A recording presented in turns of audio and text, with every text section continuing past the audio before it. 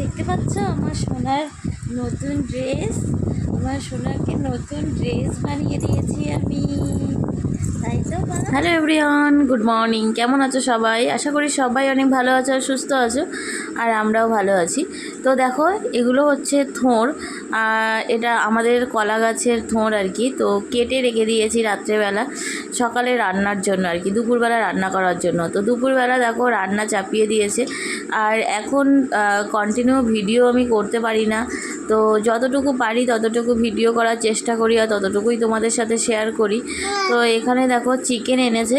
তো মাকে আজকে বলেছিলাম সিম্পল মেনু করতে। কি শোনা, এরকম দুষ্টুমি করছো কেন? আমি এডিটিংটা করে নিই, মা তুমি খেলো।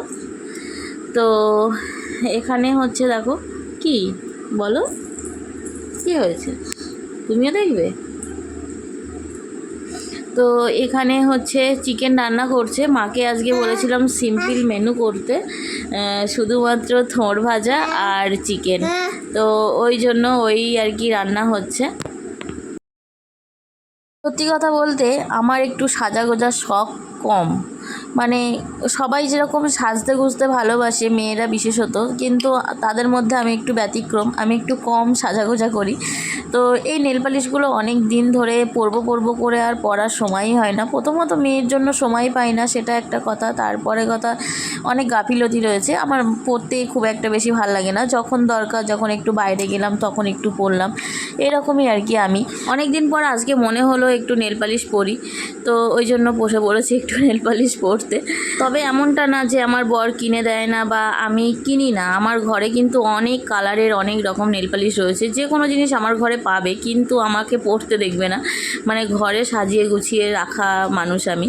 আর পায়ে নেল পালিশ পরেছে, আর পায়ে দেখো কেমন দাগ হয়ে গেছে, সেই চন্দননগরে ঠাকুর দেখে হেঁটে হেঁটে পায়ের এরকম হাল হয়ে গেছে। আর আমার মেয়ে দেখো চেয়ারে বসেছে, এত বড় চেয়ারে ও বসে রয়েছে, মা বসিয়ে দিয়েছে ওকে। আরও বেশ মজা পাচ্ছে, কারণ প্রথমবার বসলো তো ওর বেশ ভালো লাগছে। আর বসে বসে পা নাড়াচ্ছে দেখো। আর সবাই তো দেখে, ওকে দেখে আমরা খুব মজা পাচ্ছি, আর ও আমাদেরকে দেখে মজা পাচ্ছে। আমরা হাসছি বলে ও হাসছে, দেখো কীরকম আনন্দ করছে। আর রাত্রেবেলা আমার বর বলেছিল যে একটু বেগুন পোড়া খাবে। ও শীতকাল আসলেই ওর একটু বেগুন পোড়া ভীষণ ভালো লাগে, রুটি দিয়ে খেতে ভালোবাসে। সেই জন্যই আর কি এই বেগুন কিনে এনেছিল। আমি আর মা খাই না বেগুন, কারণ কি আমাদের একটুখানি অ্যালার্জির প্রবলেম রয়েছে, গা চুলকায়, ওই জন্য আর কি আমি আর মা খাই না বলে বেগুন খুব একটা আনা হয় না। যখন আমার বর বাড়িতে আসে তখনই আর কি বেগুনটা আনা হয়, শুধুমাত্র ওর খাওয়ার জন্য। এই পুড়িয়ে রাত্রেবেলা রুটি দিয়ে খাই। তো মা অত পারে না, সেজন্য আমি পুড়িয়ে রেডি করে রেখে দিচ্ছি। আর এই জায়গায় দেখো আমার সোনার ছোট্টবেলার একটা ভিডিও তোমাদের সাথে শেয়ার করে রেখে দিলাম।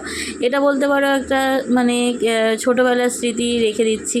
আর ফোনে গ্যালারিতে সব কিছু রাখা সম্ভব হয়ে ওঠে না, ফোন ভর্তি হয়ে যাচ্ছে, গ্যালারি ভর্তি হয়ে যাচ্ছে, ওই জন্য আর কি ফেসবুকে শেয়ার করে রেখে দিলাম। আমার সোনা যখন বড় হবে তখন এটা দেখবে আর ওর খুব ভালো লাগবে।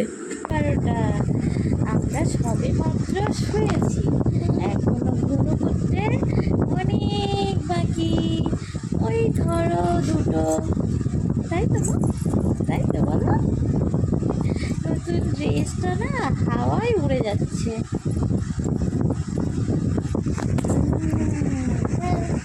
হ্যাঁ, এটা হচ্ছে নাইট ড্রেস।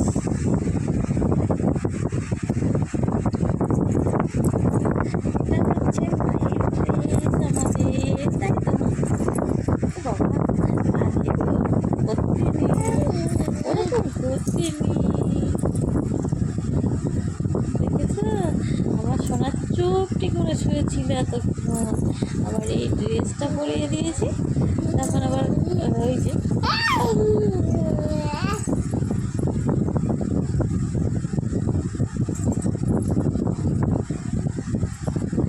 তুমি মিমিদের একটু গুড নাইট বলে দাও তো, মিমিদের একটু গুড নাইট বলে দাও তো।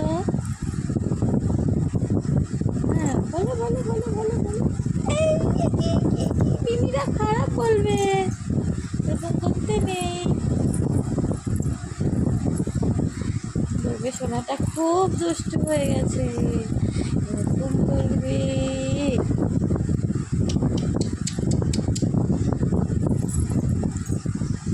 তাকায় না মা।